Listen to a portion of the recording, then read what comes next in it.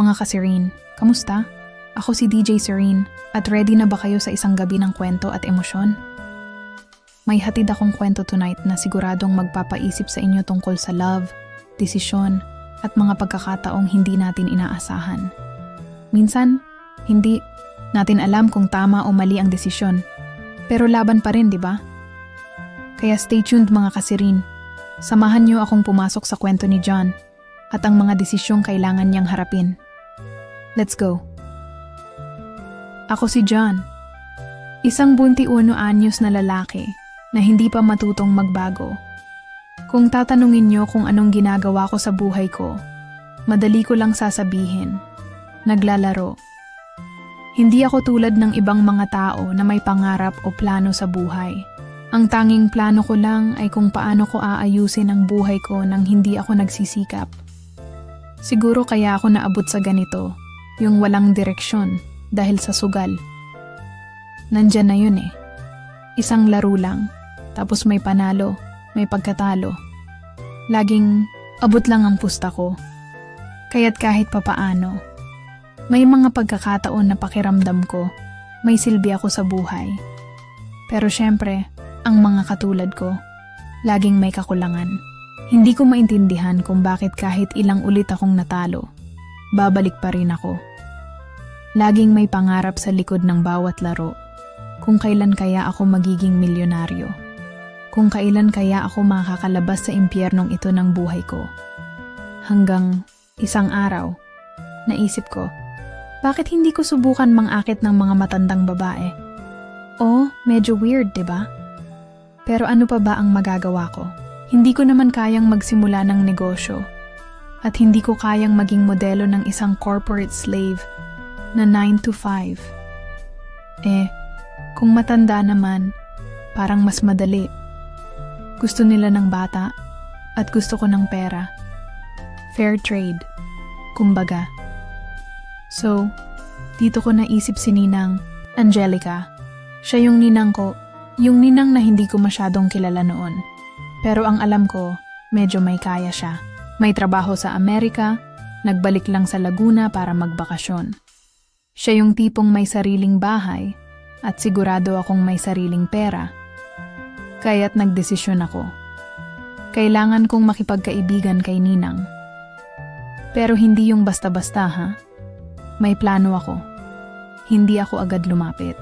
Pinili kong unti-unting magpakita, magpa-cute, magpasikat. Pumunta ako sa bahay nila minsan, nagdala ng problema para magmukhang kailangan ako. At tawa lang kami ng tawa. Gusto ko siyang pakiligin. Magmukhang ako yung bata na kailangan ng guidance. Pero deep inside, alam kong may isa akong layunin. Pera. Alam mo, may mga araw na parang tanga lang ako. Parang ang layo ko sa gusto ko, pero hindi ko kayang tumigil. Para sa mga katulad ko, may mga pagkakataon na kahit malabo, may hope pa rin. At si Ninang, para sa akin, parang gold mine. Minsan, kapag nakakasama ko siya, nahulog ako sa kalungkutan niya. Alam ko na hindi siya masyadong masaya sa buhay niya. Wala nang ganong mga sparks sa buhay niya. Malamang, kaya't nandyan siya sa Laguna para maghanap ng bagong simula. Pero sa mga gabing nakakapag-usap kami, medyo napapansin ko na siya na mismo yung medyo humihigop sa atensyon ko. Bilog na naman ang gabi. Madilim, tahimik, pero ang init ng hangin. Isang gabi, nag-inuman kami. Pinilit kong patawanin siya, tapos bigla ko na lang sinabi, Ninang, you're still beautiful, ha? Napangiti siya. Tapos tawa lang kami. Kumain kami ng hapunan. Nagkwentuhan. Hindi ko akalain, isang gabi lang, ang dami ng mangyayari. Parang ang bilis ng lahat.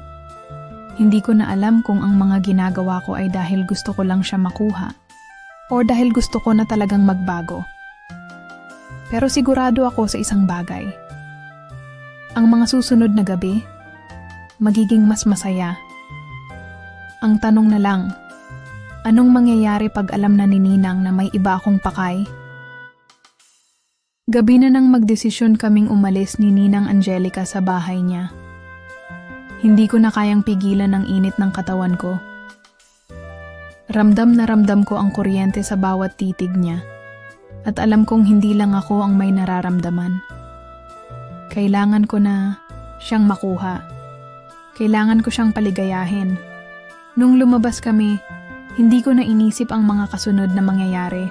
Habang papunta kami sa kotse, hindi ko rin matanggal ang ngiti sa mukha ko. Parang may kakaibang init sa paligid. At alam kong ang mga susunod na minuto ay magbabago ng lahat. Binuksan ko ang pinto ng kotse at pinasok siya. "Okay ka lang, Ninang?" Tanong ko, at kitang-kita ko ang kutob sa mga mata niya. Pero hindi siya sumagot agad. Tanging ang mga mata lang niya ang nagsasabi na may kabuntot na tanong sa kanyang isip. Habang binabaybay namin ang kalsada, nagkwentuhan kami ng kung ano-ano. Nagpakita ako ng pagpapalakas ng loob, kahit nasa loob ko, gusto ko na siyang kagatin, hawakan, angkinin. Hindi ko alam kung bakit. Pero ang bawat titig niya ay parang pinipiga ang puso ko, para bang may lihim na nag-uugnay sa amin. At hindi ko na kayang pigilan. Nakarating kami sa isang Sogo Hotel sa tabi ng kalsada. Hindi ko inisip kung anong klase ng lugar ito. Basta't ang alam ko lang, dito ko makakamta ng lahat ng gusto ko. Hindi lang ang pera, kundi ang katawan at puso ni Ninang. Pagpasok namin sa kwarto, ang ilaw ay medyo malabo. Ang mga kurtina ay makapal, kaya't hindi kami makikita mula sa labas. Agad kong isara ang pinto, at sa bawat hakbang ko papalapit kay Ninang, naramdaman ko ang tensyon na bumabalot sa amin. Hindi ko kayang labanan pa ang init na nararamdaman ko. Naglakad ako patungo sa kanya, at nang mga ilang pulgada na lang ang layo ko, tumigil siya at tiningnan ako ng may konting pangalawa pang pag-aalangan. "John," ang mahina niyang sabi, "are you sure about this?" Dahil sa tanong niya, sumagot ako ng, "Ninang, alam ko kung anong nararamdaman mo." Hinalikan ko siya sa pisngi. "At alam ko na gusto mo rin ito." Walang salitang lumabas mula kay Ninang.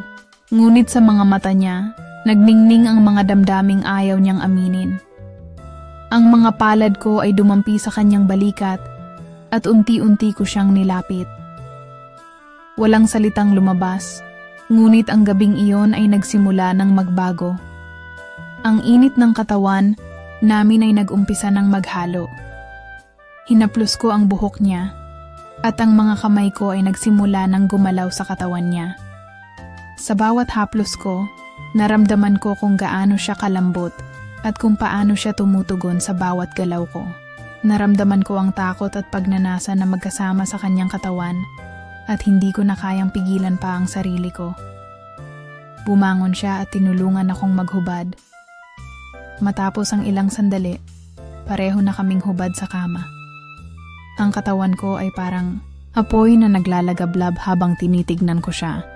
At naramdaman ko kung paano siya nag-init at nag-spark sa bawat galak ng bawat galaw ko.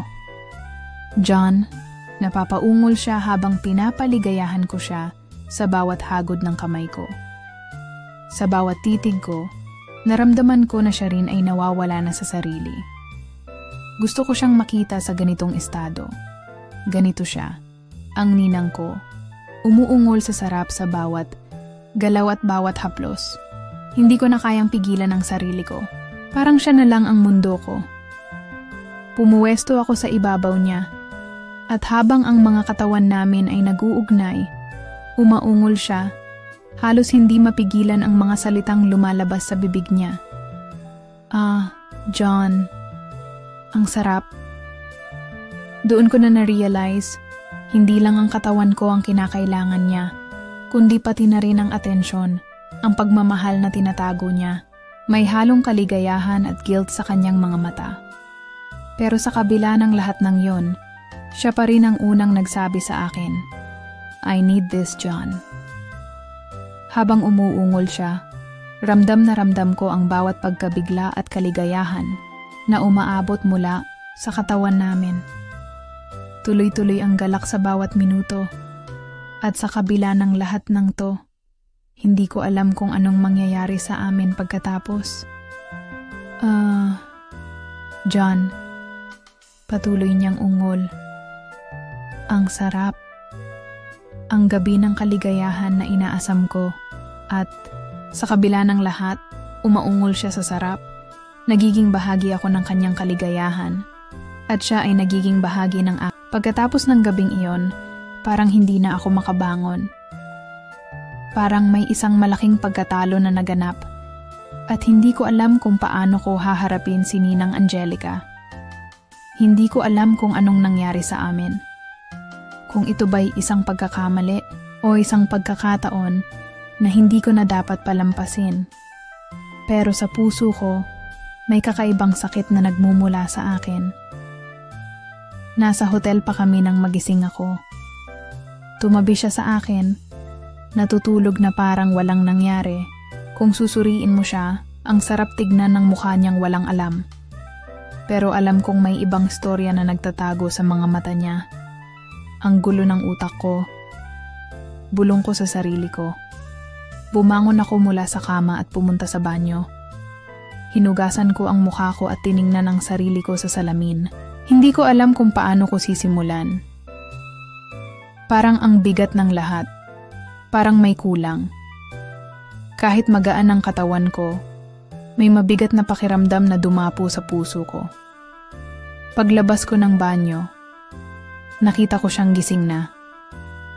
Nakatayo sa tabi ng kama, nakayakap sa sarili niyang katawan. Kitang-kita ko ang gulat sa mata niya at sa mga galaw niya, para bang may pagkakabado.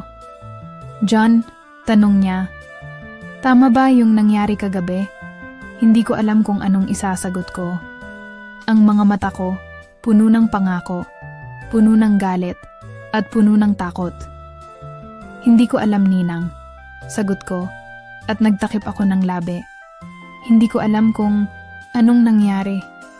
Naramdaman ko na lang ang bigla niyang paglapit sa akin. Hinawakan niya ang braso ko at sinubukan niyang magtapat. Baka hindi ito ang tama. Ang gulo ko, John. Ang sakit ng mga nangyari. Pero at the same time, hindi ko kayang tanggalin sa utak ko ang gabing iyon. Tumingin ako sa kanya at nakita ko ang mga mata niyang naguguluhan, puno ng pagsisisi, ngunit may halong pananabik. Hindi ko kayang sagutin siya agad. Alam ko na nagkaroon kami ng koneksyon. Pero paano ko siya matutulungan? Kung ako mismo, hindi ko alam kung anong nangyari. Naglakad ako palapit sa kanya at niyakap ko siya. Walang salitang lumabas. Ang mga kamay ko ay dahan-dahang humaplos sa kanyang likod. Ang kanyang katawan, ang init ng kanyang balat, ang amoy ng buhok niya. Lahat ng iyon ay parang isang pangarap na hindi ko kayang wakasan. John, hindi ko na alam kung anong mangyayari sa atin pagkatapos nito, sabi niya, habang ang tinig niya ay may halong lungkot. Pero, iniisip ko na lang na kailangan ko to. Hawak niya ang mukha ko at itinutok ang kanyang mata sa mata ko. Nandyan ka ba? Tanong niya. Parang nangangailangan ng kasiguruhan. Ang pagnanais ko na mapaligaya siya ay nawala, napalitan ng takot. Isang tanong lang ang pumasok sa utak ko. Anong mangyayari sa atin, Ninang? Ang sagot niya ay hindi agad dumating. Muling dumapo ang katahimikan sa amin, hanggang sa maramdaman ko ang mga kamay niyang dahan-dahang lumalapit sa akin. Wala tayong dapat ipagsisihan dyan. Pero sana, matutunan mong maging totoo sa mga nararamdaman mo. Dahan-dahan, iniiwas ko ang mga mata ko. Hindi ko kayang sagutin siya ng diretsyo. Hindi ko kayang magpanggap na hindi ako nasaktan. Pero sa kabila ng lahat, nararamdaman ko pa rin na may koneksyon kami. Hindi ko lang alam kung paano ito dadalhin. At sa mga sumunod na oras, nagdesisyon kaming magtulungan.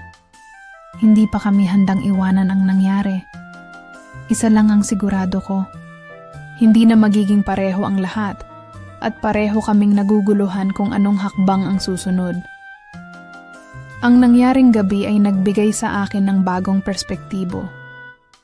Hindi ko alam kung sa huli, ako ba ang maghahanap ng sagot o si Ninang Angelica. Pero alam ko sa bawat pagkakataon, darating ang tamang panahon para malaman namin kung anong minsan parang hindi ko na kayang pigilan. Parang isang cycle na paulit-ulit na lang. At bawat pag-ulit, lalapit na ako ng walang katanungan sa sarili. Gabi-gabi, ako na naman, si John. Ang lalaking naghahanap ng kasiyahan sa mga gabing walang kasiguruhan. Nung unang beses, iniisip ko, baka isang pagkakataon lang. Baka isang pagkakamali lang na hindi na mauulit. Pero hindi. Tuwing magkikita kami, yung init ng katawan namin ay parang nakakulong sa isang silid na walang hangganan. Hindi na siya isang simpleng gabing magkasama kami, kundi isang libog na nararamdaman ko. Hindi lang dahil sa pisikal, kundi sa kung paano ko siya pinapaligaya at kung paano ako paligayahin ng kanyang mga mata. Isang gabi, magkasama na naman kami sa isang hotel. Ang amoy ng silid ay tila walang pagbabago. Mga kurtina na nagmumukhang luma, malamlam na ilaw, at ang lamig ng hangin mula sa aircon. Inisip ko na lang, kung hindi ko kayang pigilan ang sarili ko, siguro siya din. Dahil sa mga huling gabing iyon, nagiging paborito ko na ang bawat sandali ng pagkakaroon ng pagkakataon na magsama kami. Si Ninang, kahit may edad na, hindi pa rin nawawala ang kanyang kagandahan. Kaya't lagi ko siyang pinapalakas, pinapaligaya. Bawat halik, bawat haplos, bawat galaw, alam kong sa bawat ikot ng oras, mas lumalalim ang pagkakaugnay namin. Ngunit pagkatapos ng bawat gabing iyon, may isang bagay na hindi ko maiwasang magtaka. Bakit nga ba siya laging nagbibigay sa akin ng pera? Hindi ba't ang lahat ng ito ay may kapalit? Noong una, inisip ko, baka kusa lang niyang ibigay. Siguro, dahil siya'y matulungin. Pero habang paulit-ulit ang nangyayari, nagsimulang magduda. Ako, isang gabi, matapos namin ang isa na namang magkasunod na pagtatalik, naglagay siya ng pera sa aking bulsa. Walang salitang lumabas mula sa kanya. Inabot niya lang sa akin ang maliit na pakete ng pera at hindi na siya nagsalita pa. Para sa mga tulong mo, John, ang sabi ni Ninang, na tila ba normal lang na magbigay. Hindi ko alam kung anong ibig niyang sabihin. Kung tutuusin, hindi ko naman siya tinulungan sa anumang bagay, kundi ang magbigay ng kasiyahan sa kanya. Hindi ko na siya tinanong kung bakit. Pero parang may hindi tama sa lahat ng ito.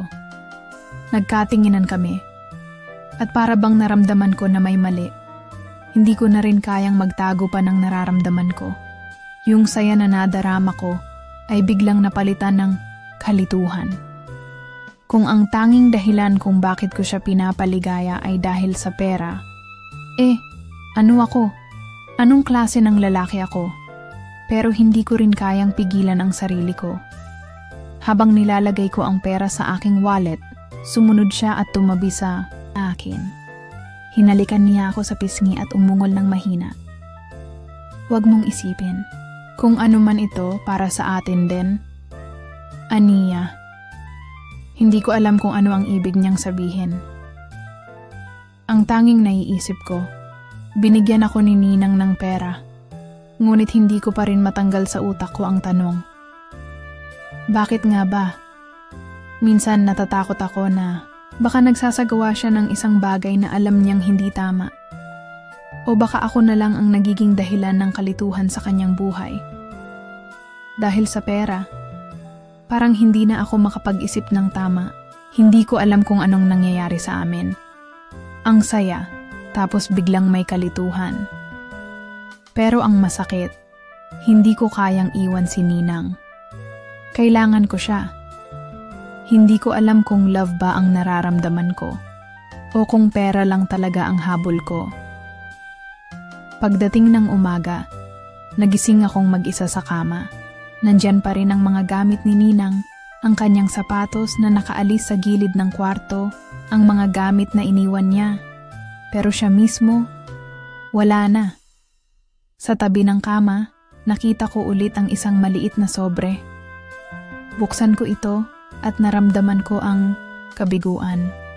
Hindi ko na kayang magpanggap na okay lang. Ano bang nangyayari sa atin, Ninang? Tanong ko sa sarili ko. Habang ang mga mata ko'y punong-puno ng kalituhan. Gusto ko siyang kausapin. Gusto kong malaman ang mga sagot sa mga tanong ko. Pero sa huli, wala na akong magawa, kundi magsimulang tanggapin na ito na ang magiging laro namin. Magkikita kami, magpapaligaya, at maghihiwalay, paulit-ulit. Siguro ito na ang buhay ko, sabi ko sa sarili ko, at sa bawat gabing magkakasama kami.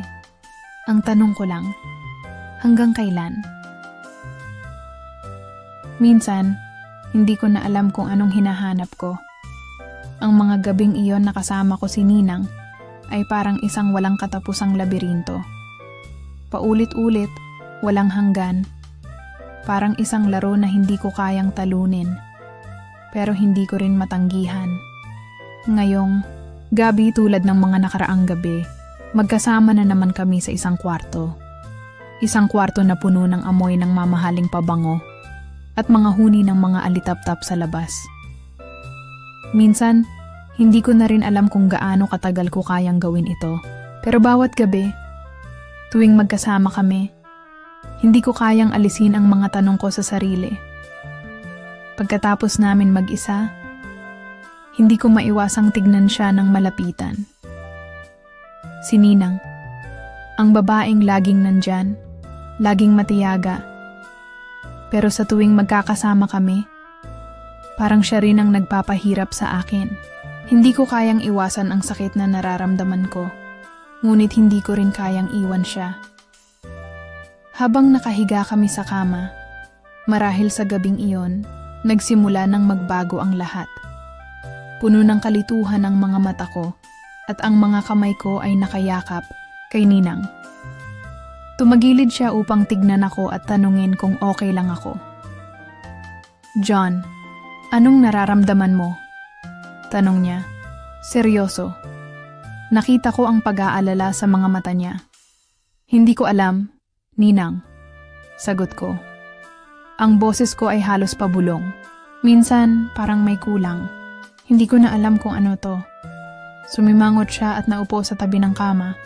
Tinitigan ako. Ang mga mata niya ay naglalaman ng malalim na pagsisisi, ngunit may konting galit. "Bakit ba? Ano bang gusto mo mula sa akin, John?" Kahit paano, naramdaman ko ang sakit sa kanyang tinig.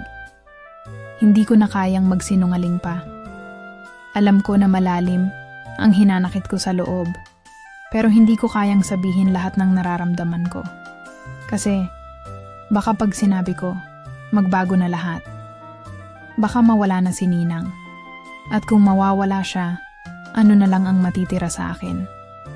"Ang hirap, Ninang," sagot ko, habang ang mga kamay ko ay nakadapo sa kanyang balikat. Parang wala na akong kontrol. Nag-angat siya ng tingin at tinitigan ang kamay kong nakaakbay sa kanya. "Siguro nga, John. Pero sa tingin mo, anong kontrol ang gusto mong makuha? Lahat tayo may dahilan sa ginagawa natin.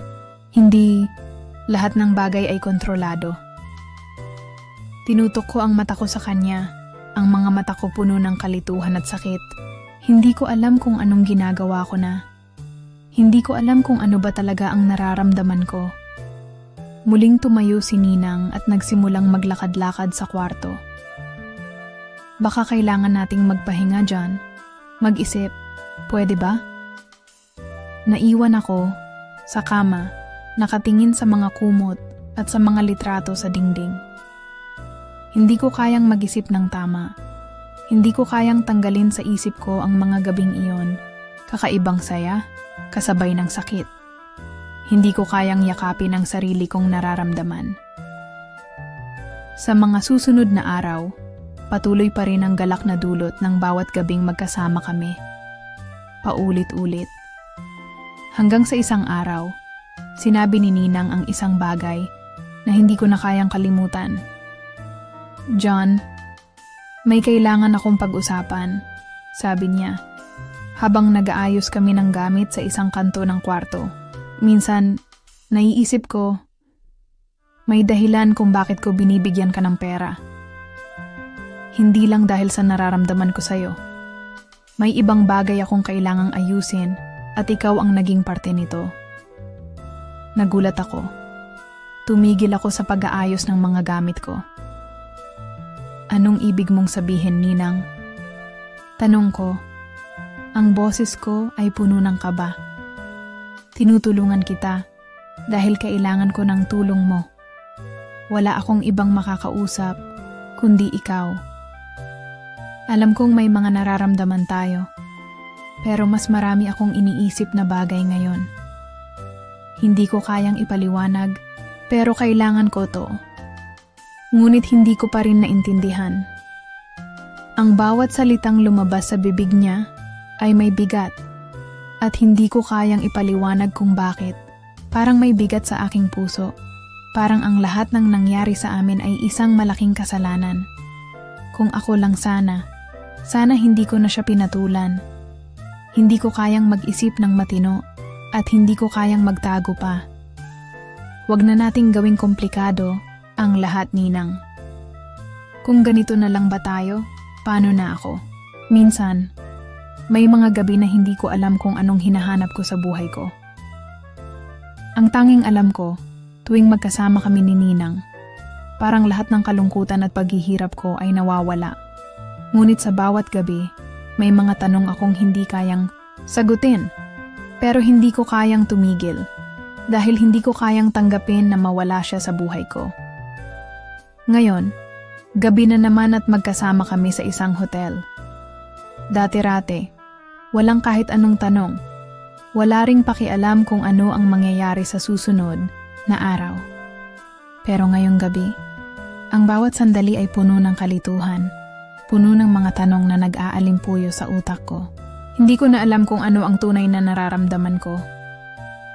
Kung si Ninang ba ay isang pagkakataon lang o may mas malalim pang koneksyon na nagbubuklod sa amin. Pagpasok namin sa kwarto ng hotel, alam kong wala nang atrasan. Hindi na namin kailangan pang mag-usap. Ang bawat pagtingin ni Ninang ay nagsasabi na kailangan naming magpatuloy, kahit na ang puso ko ay puno ng kabuntot na kalituhan. Ang silid ay pawang mga malambot na kortina. Malabig na hangin na nagsisilbing pawi sa init ng katawan at ang mga ilaw ay mahina, parang sumasabay sa damdamin ng bawat isa sa amin. Alam ko, wala nang babalik ang normal pagkatapos ng gabing ito.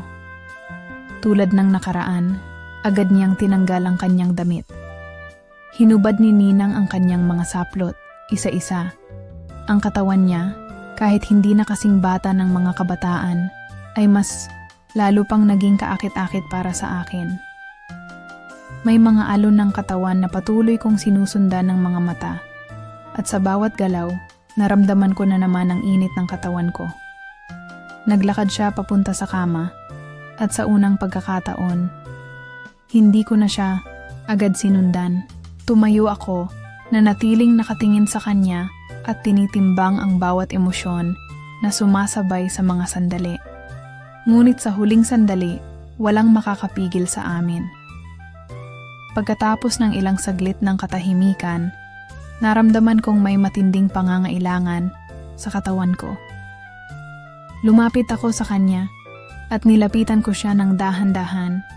Hindi na siya tinanong kung ano ang nararamdaman. Alam ko na at alam ko rin na pareho kami ng intensyon. Hinawakan ko siya sa balikat at tinulungan siyang humiga sa kama. Kahit na ang gabi ay puno ng katanungan, sa mga sandaling iyon, wala nang ibang makakapigil sa aming mga katawan. Ang bawat paghaplos, ang bawat paghalik na nagmumula sa akin at kay Ninang ay puno ng kalakasan.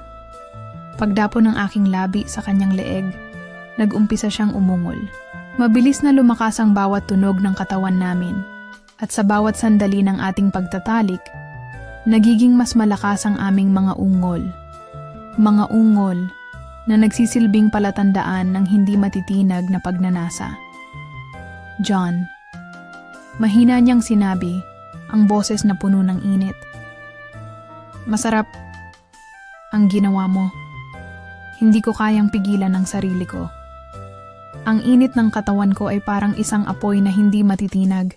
Bawat pag-ungol ni Ninang ay nagsisilbing hudyat na kailangan ko pang mas lalaliman ang bawat galaw, bawat hakbang. Hinawakan ko ang kanyang mga kamay. Ang bawat galaw namin ay parang isang sining na puno ng kaguluhan. Sa mga sandaling iyon, hindi ko na kayang matigil pa. Ang katawan ko at ang kanyang katawan ay naging isang buong sining na magkasama sa isang kwarto ng hotel. Puno kami ng kahalayan at sa bawat ugnayan ng katawan, ang aking ulo ay punong-puno ng libog. Hindi ko na kayang tandaan kung anong oras, na ngunit ang bawat minuto na lumilipas ay tila walang hanggan. Pagkatapos ng bawat kilig, bawat galak na dulot ng katawan, umungol kami ng sabay. John, I want more. Bulong ni Ninang sa akin, kaya't binigyan ko siya ng higit pa. Hindi ko na alam kung paano ko ipapaliwanag ang nararamdaman ko.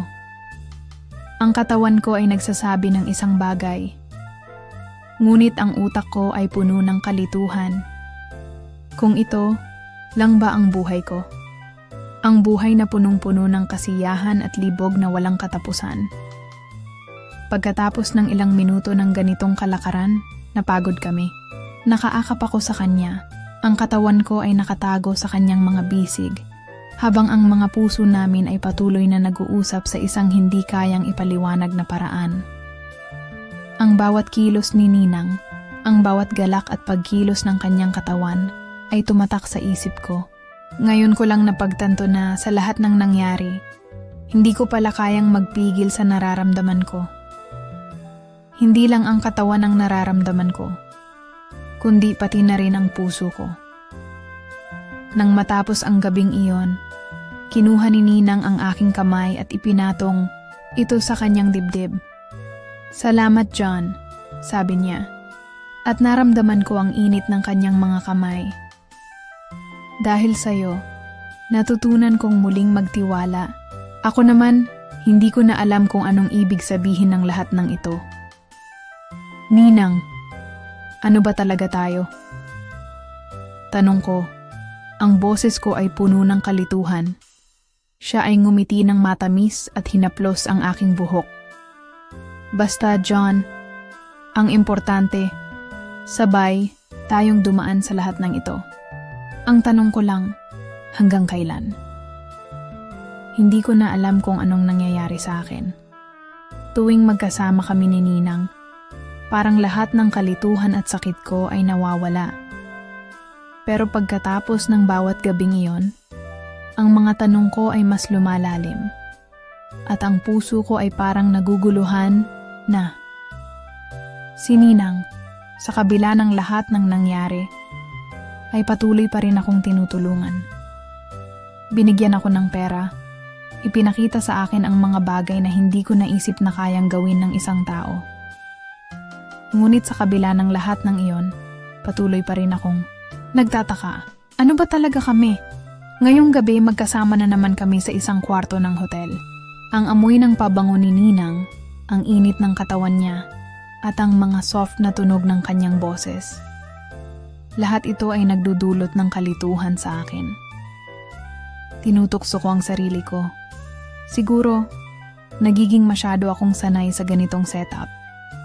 Pero hindi ko kayang tanggapin na patuloy na babalik-balik kami sa ganitong relasyon. Kaya't nagdesisyon akong kausapin siya. May mga tanong na hindi ko na kayang itago pa. Pagpasok namin sa kwarto, agad siyang nagtanggal ng saplot, tulad ng mga nakaraang gabi. Pero sa pagkakataong ito, hindi ko siya agad sinundan. Tumayo lang Ako sa harap ng kama, pinipilit mang mag-isip ng matino. Hindi ko na kayang magsinungaling pa sa sarili ko. Ang mga saloobin ko ay nagsimula ng magtago sa ilalim ng mga kagustuhan ko, kaya't lumapit ako sa kanya, ngunit hindi ko pa rin magawang magpatawad sa sarili ko. John, anong nangyayari sa'yo? Tanong ni Ninang. Tinitigan akong mabuti habang nakahiga siya sa kama. Bakit parang may hindi ka matanggap? Napabuntong, hininga ako. Ninang, hindi ko na alam. Bawat gabi, parang may kulang pa. Masaya ako, pero may takot ako. Takot na baka mali ito. Takot na baka hindi ko kayang tanggapin kung ano tayo. Hinaplos niya ang aking kamay at inangat ang mukha ko upang magtama ang aming mata. Wala namang masama sa nararamdaman mo. Kung hindi ka pa handa, okay lang. Hindi kita pipilitin, sabi niya. Mahina, ngunit may malalim na kabuntot na kalakasan. Kailangan mo lang tanggapin kung ano ang nararamdaman mo. Tinutok ko ang mata ko sa kanya. Kaya lang, Ninang, hindi ko kayang ipaliwanag. Hindi ko alam kung anong nangyayari sa akin. Kung ito ba ay totoo. Kung tayo ba ay magkaibigan lang o mas malalim pa.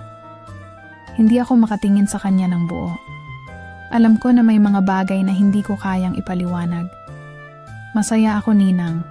Pero takot ako. Takot akong mawalan ka sa buhay ko.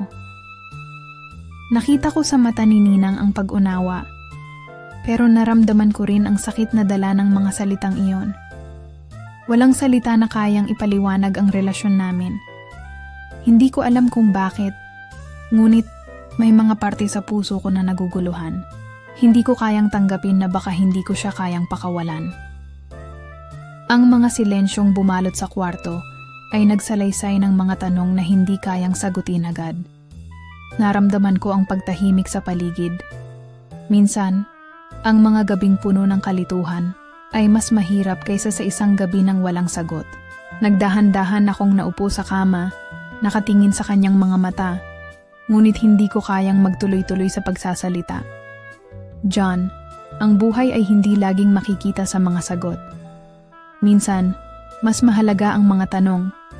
Huwag mong gawing mahirap ang mga nararamdaman mo, sagot niya, at ipinagpatuloy niyang hawakan ang kamay ko. Tumango ako, ngunit hindi ko kayang ipaliwanag ang nararamdaman ko. Ang bawat saloobin ay nagsanib sa isang magulong kalat na hindi ko kayang ayusin. Hindi ko kayang iwan ka, Ninang. Ang tanging nasabi ko, ngunit may kabuntot na kalungkutan. Hindi ko kayang tanggapin na baka sa bandang huli, ako lang ang masaktan. Nagkibit balikat siya. John, hindi ko kayang ipilit kung ano ang hindi pa handa ang puso mo. Hindi ko kayang gawing madali ang lahat. Ang mga sinabi ni Ninang ay parang isang malalim na hininga na nagpahinga sa mga tanong ko. Sa mga sandaling iyon, hindi ko pa rin nakikita ang sagot. Pero ang pagmamahal na nararamdaman ko sa kanya ay hindi ko kayang itago. Ang gabi ay puno ng mga pagnanasa, ng mga damdamin na hindi kayang ipaliwanag. Hanggang sa isang punto, nagdesisyon kami na magpahinga. Hindi ko kayang gawin ang higit pa, at siya rin ay tahimik. Ang mga kamay ko ay patuloy na hinahaplos ang kanyang balikat, at ang mga mata ko ay puno ng hindi matitinag na pagnanasa at takot. Ngunit alam ko, kahit anong mangyari, ang mga tanong na ito ay maghihintay pa rin. Hindi ko kayang magsalita ng buo at hindi ko kayang mawala siya sa buhay ko. Ngunit sa bawat araw, lumalapit ang sagot at natatakot akong pag-isipan ang mga susunod na hakbang.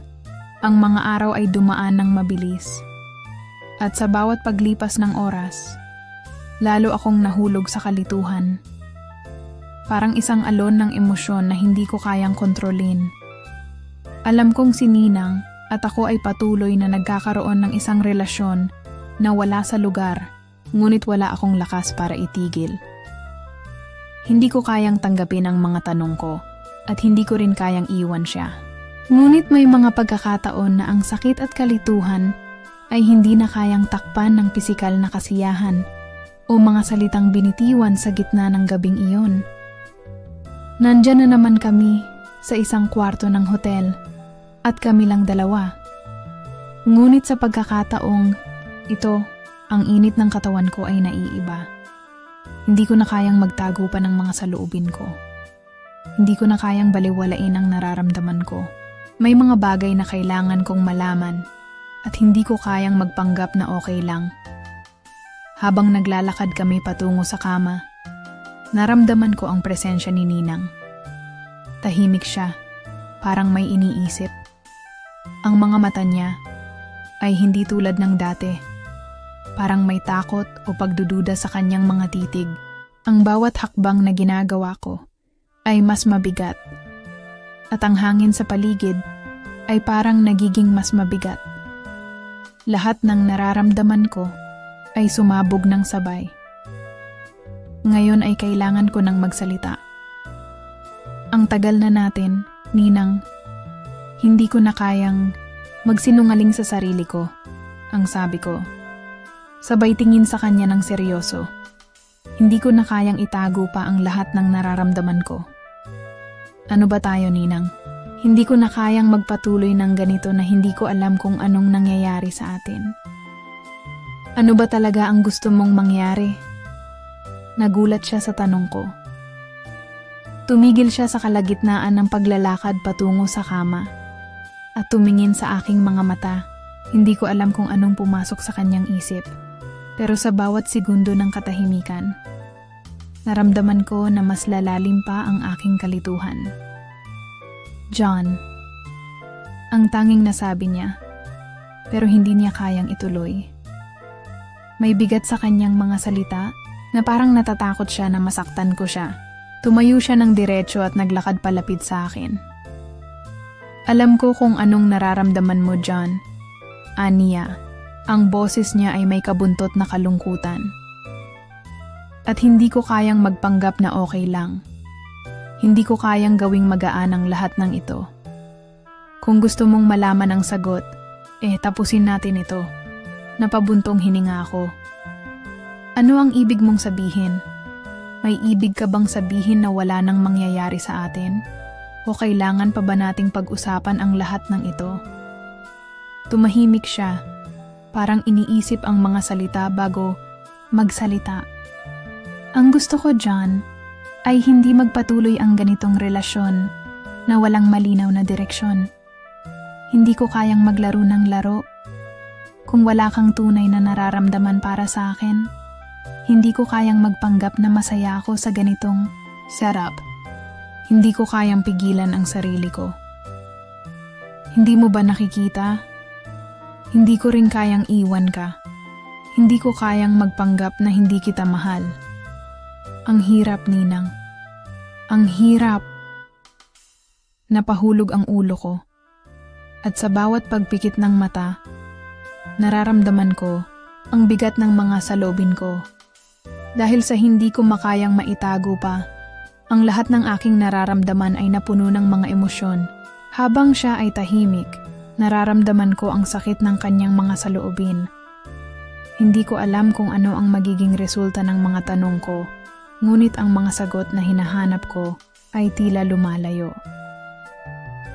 John, hindi ko kayang magtago pa. Ang pagmamahal ko sa iyo ay hindi makakapagtulungan sa ganoong klase ng relasyon. Sagot niya, mas mahina ngunit may lakas. Kung patuloy kang manghihina, hindi ko kayang patagilid na makita ang iyong paghihirap. Hindi ko kayang gawing magaan ang isang bagay na dapat ay seryoso. Kaya't kung hindi ka pa handa, ayoko na ng ganito. Hindi ko kayang tanggapin ang sinabi niya. Naramdaman ko ang init sa aking katawan, ngunit ang mga tanong ay walang kasiguraduhan. Hindi ko kayang iwan ka, Ninang, ngunit hindi ko rin kayang pigilin ang sarili ko, sabi ko. At nagsimula akong maglakad palayo. Hindi ko alam kung ano ang mga susunod na hakbang ko. Bigla siyang humarap at hinawakan ang aking braso. John, Hindi ko kayang patagilid na tanggapin na kaya mo akong iwan. Pero kung hindi mo kayang tanggapin ang nararamdaman mo, kung ang tanging layunin mo lang ay magpatuloy na walang direksyon, hindi ko kayang maging bahagi ng gulong ito. Suminghap ako ng malalim at bumuntong hininga. Napakatimbang ng mga salitang iyon. Hindi ko alam kung anong susunod na mangyayari, pero naramdaman ko ang bigat ng aming konfrontasyon. Ang gabi ay nagiging isang laban na puno ng kalituhan at emosyon na hindi ko kayang ilahad sa mga salita. At sa puntong iyon, natutunan ko na ang mga relasyon ay hindi lang tungkol sa katawan. Hindi lang sa pagnanasa, kundi sa mga tanong, sa mga sagot at sa mga hakbang na kailangang pagdaanan para sa mga pusong naguguluhan. Ilang linggo na ang lumipas mula nang maganap ang matinding konfrontasyon namin ni Ninang. Ang mga tanong ko, na dati paulit-ulit na gumugulo sa utak ko, ay hindi na nakapagdulot ng alinlangan. Natutunan kong tanggapin na ang buhay ay hindi palaging may kasiguraduhan at minsan, ang pinakamahalaga ay ang pagpili ng mga hakbang na magbibigay kapayapaan sa puso mo. Si Ninang at ako, sa kabila ng lahat ng nangyari, ay nagkita pa rin sa mga pagkakataong hindi namin kayang pigilan ang nararamdaman. Ngunit may mga araw na ang mga simpleng tanong ko tungkol sa aming relasyon ay nagiging napakalaking pader sa pagitan namin. Hanggang sa isang araw, habang kami ay naglalakad sa tabi ng lawa sa Laguna, napagdesisyonan ko na ito na ang tamang pagkakataon upang magpasya, hindi lang para sa kanya, kundi para sa akin din. Minsan, Ninang, iniisip ko kung paano tayo nakarating dito. Sabi ko, habang magkasabay kaming naglalakad, kung wala ang mga nangyari, siguro hindi ko rin matutunan ang lahat ng ito. Ang mga tanong na hindi ko kayang sagutin noon, ngayon ay nagiging mas malinaw. Pinisil niya ang aking kamay. John, ang buhay ay hindi lagi tungkol sa mga sagot. Hindi lahat ng bagay ay magkakaroon ng perpektong kasagutan.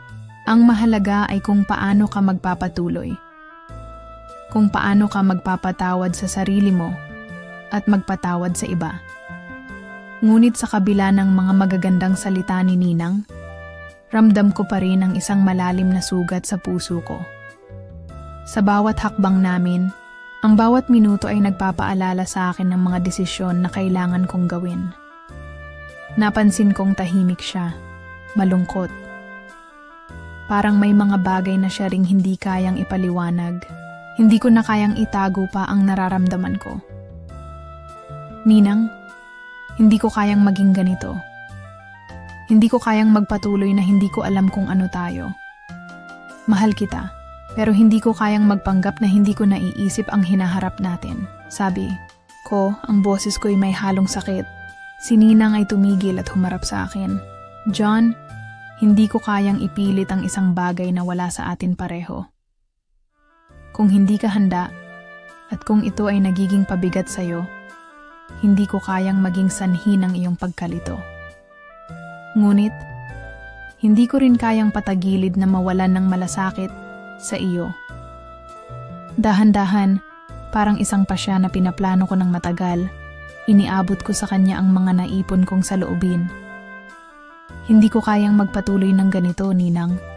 Hindi ko kayang maging bahagi ng isang relasyon na puro tanong at walang kasiguraduhan. Hindi ko kayang magpanggap na hindi ko natutunan ang mga bagay na magpapalakas sa akin. Tumingin siya sa akin at ang kanyang mga mata ay puno ng kabuntot na kalungkutan. Alam ko na hindi ako ang hinahanap mo.